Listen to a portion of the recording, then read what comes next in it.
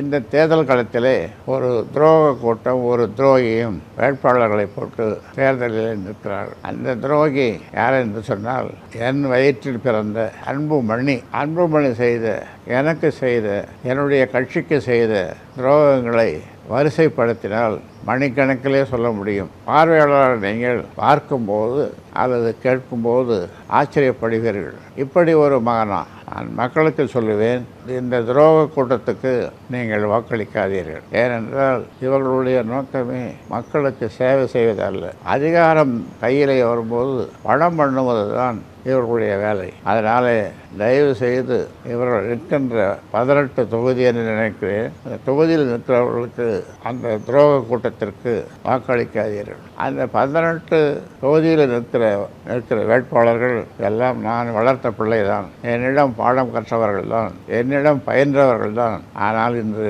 பணத்திற்காக அணி மாறி அங்கே அன்புமணியிடம் போய் நிற்கிறார்கள். அவர்களுடைய நோக்கமெல்லாம், அவர்கள் சொல்வதெல்லாம் அதிகாரம் இருந்தால்தான் மக்களுக்கு சேவை செய்ய முடியும். ஆனால் உண்மையிலேயே அதிகாரம் இருந்தால்தான் மக்களுக்கு சேவை செய்ய முடியும் என்பது உண்மைதான். ஆனால் இவர்களுடைய நோக்கம் அதிகாரத்தை பெற்று மக்களுக்கு சேவை செய்வதல்ல, பணம் பண்ணுகிற வேலையைத்தான், அந்த கலையைத்தான் இவர்கள் கற்றிருக்கிறார்கள். இதிலிருந்து உங்களுக்கு தெரிவது, மக்களுக்கு தெரிவது, இவருடைய நோக்கம் மக்களுக்கு சேவை செய்வதல்ல.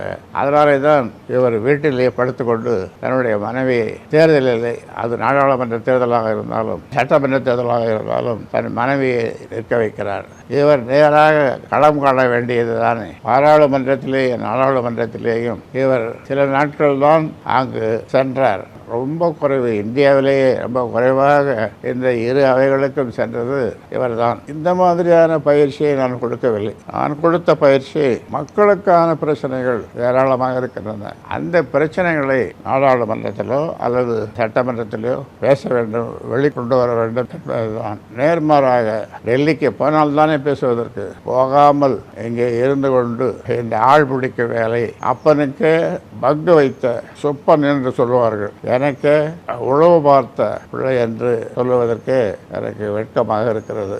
அப்பனை போய் என்ன வேவு பார்க்குவது? அப்பனுக்கு ஒரு நோய் வந்தால், பிறந்த நாள், திருமண நாள், இது போன்ற நாட்கள் வரும்போது வாழ்த்து சொல்லுவது பிள்ளைகளுக்கு அழகு. நாம் பெற்ற பிள்ளை என்னுடைய பிறந்த நாள், திருமண நாள், முக்கியமான நாட்களிலே, பொங்கல், மற்ற நாட்களிலே முகத்தை காட்டுவதில்லை. அதே போல் இப்பொழுது சமீபத்தில் சேலத்திலே அவர்களை ஆதரித்து பேசிக் கொண்டிருக்கும் பொழுது அப்படி ஒரு தலை சுற்றியது.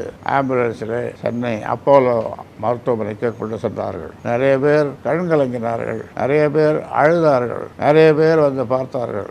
ஆனால் இவர் தொலைபேசியிலும் பேசவில்லை, வந்தும் பார்க்கவில்லை. இதிலிருந்து நீங்கள் தெரிந்து கொள்வது, உயிருக்கு போராடி கொண்டிருந்த என்னை ஒரு சொல் கேளீர் என்று சொல்லுகிற மாதிரி ஒரு வார்த்தை எப்படிப்பா இருக்க அப்படி என்று கேட்கவில்லை. இப்படி பல தருணங்கள், இவருடைய குணாதிசயங்கள் ஏராளம். அது முழுதும் சொன்னால் இதை கேட்பவர்கள் அல்லது பார்ப்பவர்கள் உங்கள் வளர்ப்பு சரியில்லை அப்படி என்று சொல்லுவீர்கள். உண்மைதான். ஆனால் உண்மையும் அல்ல. நான் சரியாகத்தான் வளர்த்தேன். இடையிலே தான் இந்த தடுமாற்றம். அதனால் இந்த நேரத்தில் நான் வாக்காளர் பெருமக்களுக்கு சொல்லிக்கொள்ள விரும்புகின்றேன். குறிப்பாக இந்த துரோகி கும்பல் போட்டியிடுகின்ற 18 தொகுதிகளில் இவருக்கு, இந்த கும்பலுக்கு வாக்களிக்க வேண்டாம் என்று நான் அன்போடு கேட்டுக்கொள்கின்றேன். குறிப்பாக இந்த 18 தொகுதிக்கு அன்புமணி போட்டியிடுகிற அந்த தொகுதிகளிலே வாக்களிக்காதீர்கள் என்று சொல்வது கேட்பவர்களுக்கு அல்லது உங்களுக்கு கசப்பாக இல்லையா?